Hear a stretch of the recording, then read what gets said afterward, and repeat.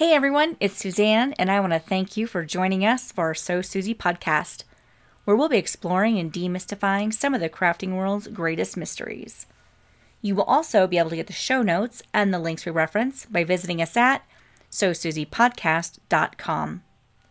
Today's podcast is sponsored by the most incredible stamping tool invented, or the Misty as her friends call her. You can find out more about the Misty and her sisters by visiting her at mysweetpetunia.com. Last week, we launched our Price, Market, and Sell online class for card making. As I was writing out different ways to set yourself apart from the competition and create more than just a card, I saw an ingenious series of cards on Stamp Junkie's Facebook group.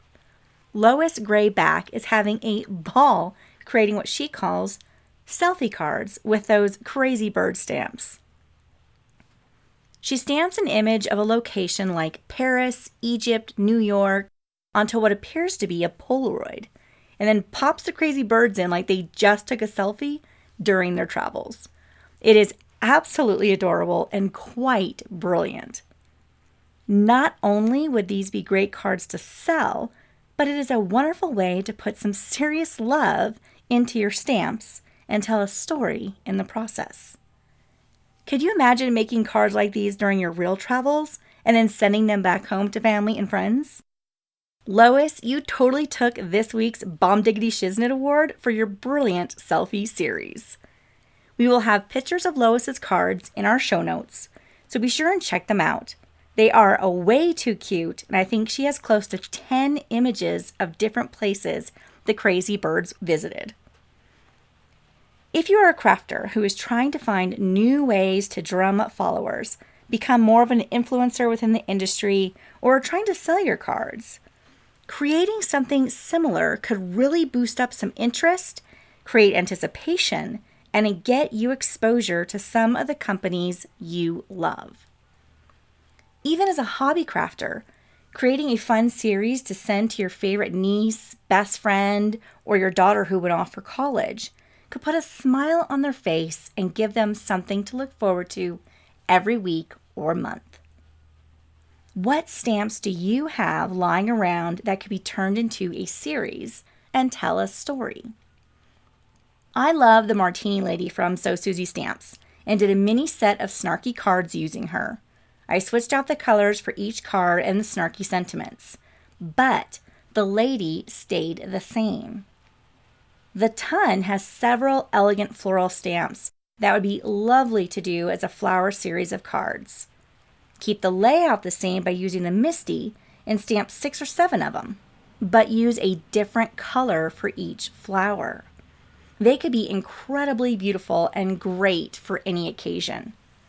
Gina K has released a postage stamp style set called Stately Flowers, which make for an adorable series of postage stamp cards. You can use her flowers, Eiffel Tower, pyramids, etc., and do something similar to Lois's Traveling Crazy Bird selfie cards. Only instead of selfies, they would be postage stamps.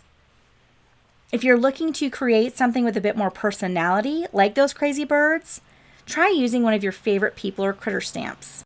Kyle turned the So Suzy Stamps penguins into hula dancers on the beaches of Hawaii, and it was hysterically funny. Could you imagine if they traveled through time, visit the dinosaurs, hang out with fairies, maybe go to the moon? Transition your favorite critter into a Vegas showgirl, snow bunny in the Alps, or a cowboy in the Southwest. Brutus Monroe has those super cool city snow globes that would be fun to turn into a series. Maybe the crazy birds could start building a snow globe collection. Plus, the 10% off Suzy coupon is still good at Brutus Monroe until the end of May if you want to check out the globes. Stamps by Judith has an empty snow globe that allows you to create your own snow globe scene. I mean, it would be insanely funny if those creepy crazy critters found their way inside of one. Or maybe after Christmas, Santa puts the naughty kids in a snow globe. He could totally have a breakdown and start collecting kids in snow globes. Put some lumps of coal, bugs, frogs, and other creepy crawlies into them.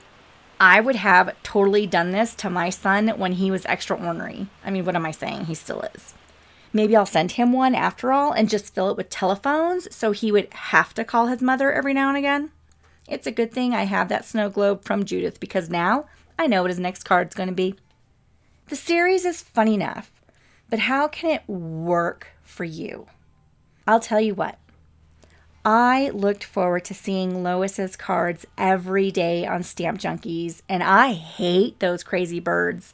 They freak me the hell out, but here I am doing a podcast on Lois's crazy bird selfie cards. We hit 298,000 listeners this month, and those listeners are going to hear all about the crazies. All because Lois created more than a card. She told a story. It's not about putting a card together. Those birds had a plan, a purpose, places to go, and people to see. By creating that story, she provided curiosity, anticipation, and fun. If Lois was trying to catch the eye of the stamp designer or company, posting her series on Instagram would have done that. Maybe the Tons Born Classy lady is checking out the red carpets from Paris, London, Milan, Tokyo, and New York City. Create that story. Have the rose in her hand as she's looking for her +1. And in the last card, she finds the end of her story and her search. Tag the ton in each card you post and be sure to include the new juicy details and get creative. This should be fun and entertaining. Think of it as Flat Stanley on glittery steroids. The more interest you garner, the more followers you gain, the more opportunities you will have coming your way. Think about a fun series and story you want to tell with your favorite stamps.